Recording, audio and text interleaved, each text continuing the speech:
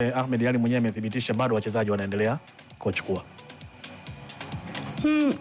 Najua najaribu kuangalia vitu vitatu.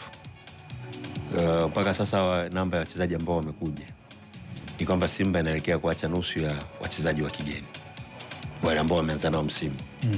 Najua mpaka sasa hivi tulipo ukiongelea kwenye ligi kuu Simba wamecheza mechi 6. Na maana hilo timize mechi 30 bado na mechi 24. Mashindano ya Federation, CRDB Federation hayajaanza kwa wao hizo timu kubwa. Kwa bado ana mechi maki zile ni za mtoano. Utakwenda kama utaweza kumanage mpaka hatua mwisho unafika finali. Ukiishia njiani ndio unakuwa umeishia hapo. Ndio. Kwenye hatua ya klabu bingwa wapo kwenye makundi wamemaliza mechi za mzunguko wa kwanza. Weekend hiyo wanaenda kuanza mzunguko wa pili. Unajaribu kuangalia ina sajili walizofanya.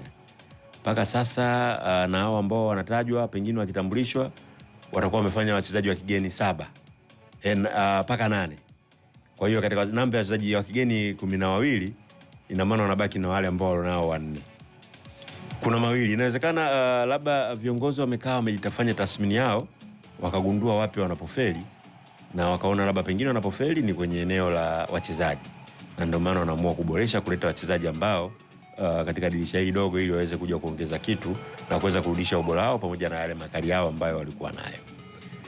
Sasa ikiwa katika mazingira hayo, unajua washabiki wamekuwa au wapenzi au wanachama wao kila siku baada ya mechi lawama na tuma kwa viongozi fulani atuache timu, fulani atuache timu, fulani atuache timu, wakiamini hiyo ndio anguko la Simba. Lakini viongozi wao wanaona anguko sio wao. Viongozi wanaona pengine anguko ni la wachezaji uwanjani, namna wanadeliver kitu gani kuweza kuipa timu matokeo.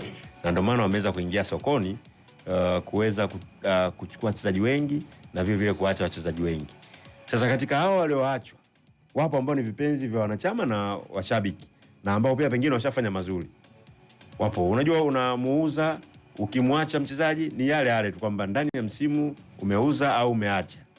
Au unawaleta watapokuja waonyeshe kitu bora kuliko yule aliondoka. Hapo unaweza wakaficha yale madhaifu yote. Lakini kama wanakuja nao ikawa shida iko pale pale, ndio ule mwamvuli tena unarudi kwenye upande wa viongozi, kwa sababu watu watajiuliza amesajili watu nusu ya timu lakini bado hatuoni kitu kina mabadiliko. Ukiangalia Katanga kwa namna Simba inapocheza msimu huu unaweza ukashindwa kujua shida iko wapi.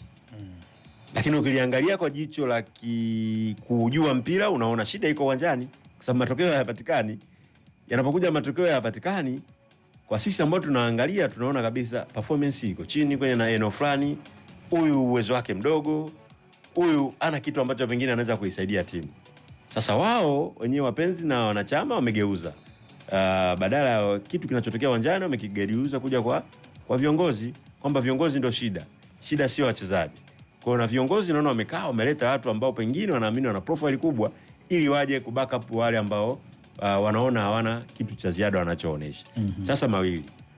Unasajili kwa mfano Simba wanacheza mechi tarehe 1 dhidi ya Telaji, wanarudia nao Esperance de Tunis tarehe 1. Kwa hiyo unajaribu kuangalia unaona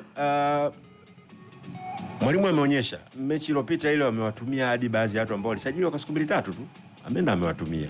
Wapo ambao kidogo wameonekana na vitu wanaweza kuiongezea timu, sababu mpira unajua ni process. Sio kwamba unamsajili leo alafu leo aweze kuonyesha kile kitu anacho, kwa sababu kwenye timu kuna mifumo, kuna aina ya timu, mpira wake na vitu kama hivyo. Kitu ambacho mimi naona labda pengine kinawapa matumaini ni eneo ambalo mwalimu ameonyesha uhitaji wake na anamletea wale watu ambao pengine yeye ndio amependekeza. Na inatupa imani kwamba hao ndio amewapendekeza kwa sababu wengi ameshafanya nao kazi kwenye maeneo tofauti.